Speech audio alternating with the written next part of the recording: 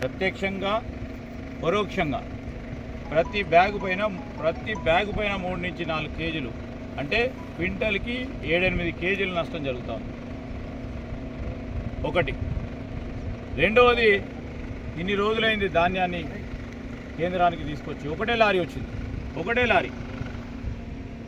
ఈయన వచ్చి 25 రోజుల నెల రోజులైంది.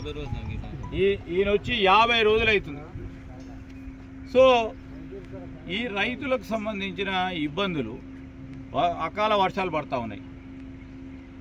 తూకం చేసిన వాళ్ళకే ఈరోజు మన టార్పాలిన్లు ఇస్తున్నారు. మిగతా వాళ్ళ సంగతి ఏంది? దాన్ని కూడా విస్మరించారు. ట్రాన్స్పోర్టేషన్ లేదు. సరే, ముఖ్యమంత్రి గారు చెప్పినారు ప్రభుత్వం నుంచి మొలకొచ్చిన ధాన్యాన్ని కొనుగోలు చేస్తామని. ఆ ప్రస్తావన ఇంకా ఇక్కడ కూడా లేదు. అసలు ధాన్యానికే లేదు. మొలకొచ్చిన ధాన్యం విషయంలో ఆ దేవుడే దిక్కు. ఈరోజు మేము డిమాండ్ ఏం చేస్తూ ఉన్నామంటే, కొనుగోలు కేంద్రాలకు సంబంధించి ఎక్కడైతే మీరు కాంటా వేస్తారో, కాంటా వేసిన తర్వాత ఆ రైతుకు ట్రిప్ షీట్ ఇవ్వండి. ఆ రైతు పండించిన ధాన్యం 10 కేజీలైనా, క్వింటలైనా, 2 క్వింటలైనా, ఇన్ని క్వింటల్ తూకమైంది అని ట్రిప్ షీట్ ఇవ్వమని ప్రభుత్వాన్ని డిమాండ్ చేస్తాం. ఆ ట్రిప్ షీట్ ఇస్తే దాని తదుపరి వీరికి రైస్ మిల్లర్లకు సంబంధం ఉండదు.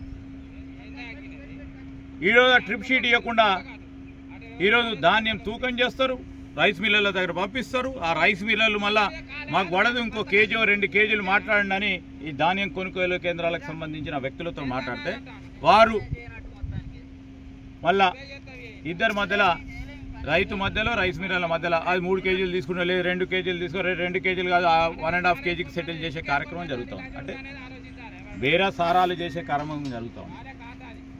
ఈరోజు మేము చెప్తా ఉన్నాం ప్రభుత్వాన్ని, ట్రిప్ షీట్ ఎందుకు ఇస్తలేరు? రైతుకు ట్రిప్ షీట్ ఇవ్వండి, ఆయన ఇంటికి పోతాడు.